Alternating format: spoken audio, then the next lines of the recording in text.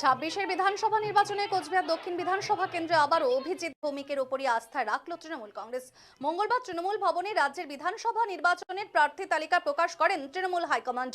২০২১ সালে এই কেন্দ্রে তাকেই প্রার্থী করেছিল দল, কিন্তু বিজেপি প্রার্থী নিখিল রঞ্জন দের কাছে হার স্বীকার করতে হয় অভিজিৎ দে ভৌমিক তথা হিপিকে। ছেলেবেলা থেকেই কংগ্রেস ঘরানার রাজনীতির আবহে বড় হয়ে ওঠা অভিজিৎ দে ভৌমিকের দাদু মহেন্দ্র কুণ্ডু ছিলেন কংগ্রেসের অন্যতম নেতৃত্ব। ছাত্র অবস্থা থেকেই ছাত্র পরিষদের রাজনীতির সাথে যুক্ত হয়ে পড়েছেন অভিজিৎ দে ভৌমিক। ৯-এর দশকের প্রথম দিকে কোচবিহার এবিএনশিল কলেজের ছাত্র পরিষদের নেতৃত্ব হিসেবেই উঠে এসেছেন তিনি। এরপর আর পেছনে ফিরে তাকাতে হয়নি তাকে। ছাত্র পরিষদের কোচবিহার জেলা সভাপতি হিসেবে সাফল্যের সাথে সংগঠন গড়ে তুলেছেন তিনি।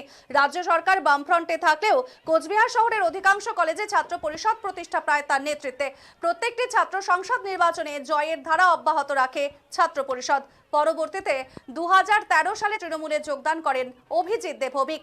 দলের বিভিন্ন দায়িত্ব পালনের পর তাকে তৃণমূল কংগ্রেসের কোচবিহার জেলা সভাপতির দায়িত্ব দেয় দল।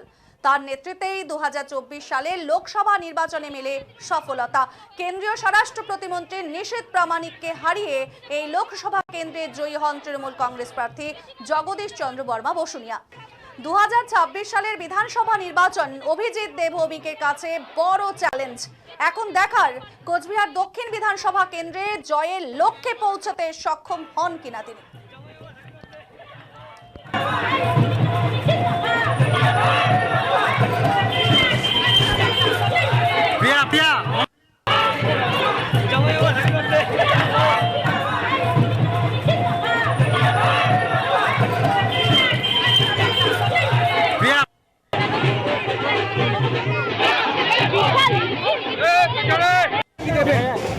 মাননীয় মুখ্যমন্ত্রীর প্রতি কৃতজ্ঞ, তিনি আমাদের উপর আস্থা রেখেছেন।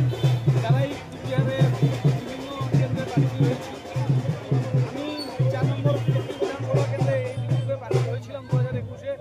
৪,০০০ ভোটে এখানে পরাজিত হয়েছিলাম। মাননীয় মুখ্যমন্ত্রী গত ৫ বছরে আমার কাজ এবং আমার সংগঠনের প্রতি নিষ্ঠা রেখে উনি ভরসা রেখেছেন। তার জন্য মাননীয় মুখ্যমন্ত্রীর প্রতি কৃতজ্ঞ। কোচবিহারবাসীর কাছে আমি করজোড়ে আবেদন করব যে এবারে কাজের নিরিখে ভোট হোক, আর এই ধর্মান্ধতা, সাম্প্রদায়িকতা, বিচ্ছিন্নতাবাদের উপরে আর ভোট না হোক। বেশ কিছু নতুন মুখ নিয়ে আসা হয়েছে এবার কোচবিহার নির্বাচনে। হ্যাঁ, নতুন মুখ বলতে যারা এসছেন, ডাটাবাড়ি বিধানসভা কেন্দ্রে শৈলেন বর্মা এসছে, মাথাভাঙা বিধানসভা কেন্দ্রে শাবলু বর্মন এসছে, হরিহর দাস এসছে শীতলকুচি বিধানসভা থেকে, এবং ইন্ডিয়ান ক্রিকেট দলের খেলোয়াড় শিবশঙ্কর পাল এসছে তার নিজের হোম টাউন তুফানগঞ্জ থেকে। তা আমরা আনন্দিত এই নতুন মুখগুলো আসবার জন্য। আমরা দৃঢ় বিশ্বাস রাখি যে তারা জয়ী হবে। পুরনো মুখও এবার আর কি বাদ গেছে না, পরেশ অধিকারী আছেন, আমাদের লাস্ট ইলেকশনে জিতেছিলেন সঙ্গীতা বসুনিয়া, তিনিও আছেন, উদয়ন গুহও আছেন, হ্যাঁ, পার্থপ্রতিম রায় প্রার্থী হয়েছিলেন, তিনিও আছেন, আমিও প্রার্থী হয়েছিলাম, আমরা আছি। রবীন্দ্রনাথ ঘোষকে বাদ দেওয়া হয়েছে এবার। মাননীয় মুখ্যমন্ত্রী বলেছেন শুরুতেই যে তাদেরকে সংগঠনের দায়িত্ব দেওয়া হবে। আগামী দিনের সংগঠনের সবচেয়ে গুরুত্বপূর্ণ জায়গাতে দায়িত্ব নিয়ে রবীন্দ্রনাথ ঘোষের কামব্যাক। ভোট কি